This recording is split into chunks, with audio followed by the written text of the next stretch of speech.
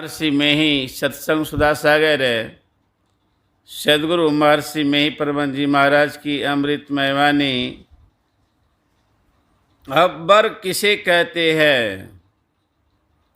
गोस्वामी तुलसीदास जी ने लिखा है, संत संग अकबर कर कामी भव कर पंथ, कहे संत कवि को विदे श्रोति पुराण सदग्रंथ।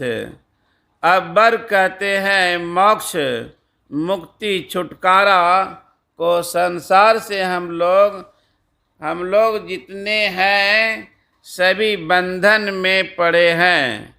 बंधन समझने में कोई विशेष बात नहीं है।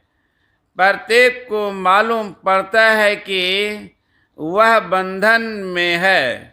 शरीर बंधन है और संसार शरीर में रहने से संसार में रहना होगा।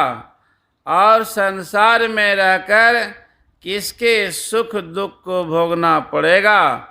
न तो सुख में चैन है न दुख में। इंद्रियों से विषयों को ग्रहण कर अल्प सुख होता है, उसमें तृप्ति नहीं होती है। तृष्णा बढ़ती है, दुख होती है। शरीर के अंदर मन एक इंद्रिय है, यह बड़ा चंचल है, हमेशा विषयी होकर रहता है। मन इतना सूक्ष्म है कि उसे आँख से देख नहीं सकते। यह बहुत तेज है। हमारे अनेक जन्मों से यह हमारा साथी है। अनेक जन्मों के संस्कार लिए विषय वासना से भरा है। इसमें काम क्रोध लोभ मोह आदि विकार होते ही रहते हैं। विकारों को मारे कोई चैन नहीं। पता संसार के लोग चाहे वे राजा राष्ट्रपति सेना विद्वान धनवान का वह बंगला कोई हो, इन विकारों से सताए जाते हैं। ये सभी बंधन है। इन बंधनों से छूट जाने पर कैसा होगा विचार कीजिए। कोई विकार उत्पन्न न हो तो इतना चैन होगा, विचारिए।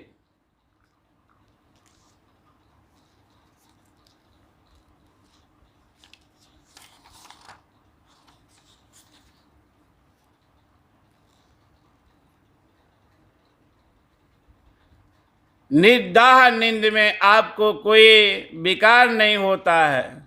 वहाँ एक ही दोष है कि अचेता रहती है। जगने पर फिर विकार के चक्कर में पड़ते हैं। दर्जा वह भी होता है कि जहाँ विकार बिल्कुल नहीं होता और सचेता रहती है। जिसमें सचेता रहती है और विकार नहीं, वह कितना अच्छा होगा। संतों ने कहा इसी दर्जे में अपनों को ले जाओ। यही है मोक्ष को प्राप्त करना, अकबर को प्राप्त करना, छुटकारा पाना। विकारों का पता नहीं किंतु अचेता रहती है। यह है गहरी नींद किंतु यह क्षणिक है। संतों का रास्ता मोक्ष पाने का है। मनुष्य शरीर धारे जितने हैं सबके लिए यह बात बड़े विद्वान समझ सकते हैं कि जब विकार नहीं सचेता रहते हैं और अस्थायी रहे तो कितना अच्छा होगा। इसी को पाने के संत होते हैं। इसी बात को समझा देने के लिए यह सत्संग है। संतों के संग का नाम सत्संग है। संत नहीं मिले तो संतवाणी का पाठ भी करे, इसलिए हम लोग को संतवाणी का पाठ करते हैं। संतों में एक संत का जितना हम आदर करते हैं दूसरे संत का भी उतना ही। संतों की वाणियों को पढ़कर उनको मिलाते हैं, उनमें निश्चल श्रद्धा होती है।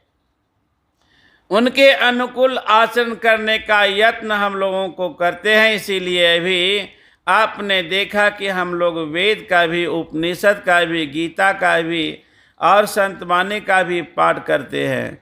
जो लोग सांप्रदायिक भाव को रखते हैं वे समझते नहीं, वे कहते हैं कि एक संत की वाणी नहीं पढ़कर अनेक संतों की वाणियों को क्यों पढ़ते हैं। हम लोग सभी संतों का आदर करते हैं, उनकी वाणियों को हम समझाते हैं और उनकी अच्छी तरह सुनते हैं।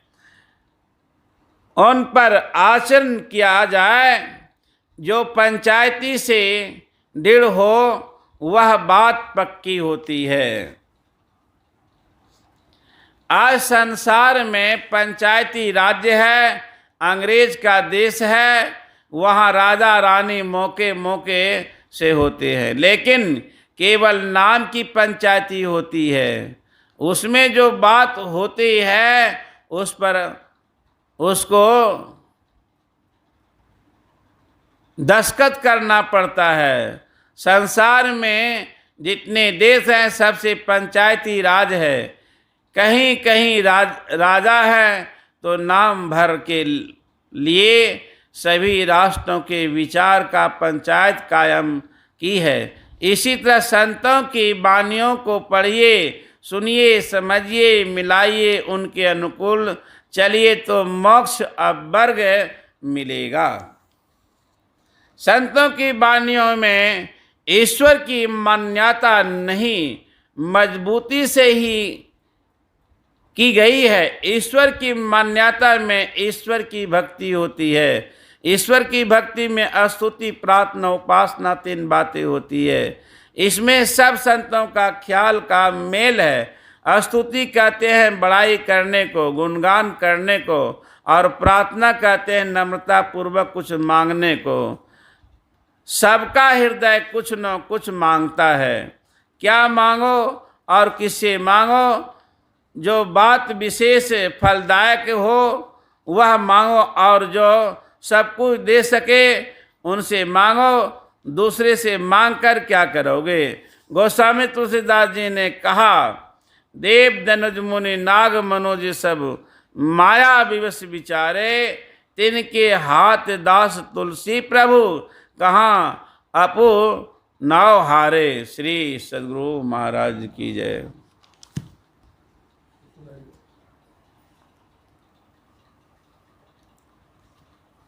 बाबा सुनाएंगे ना?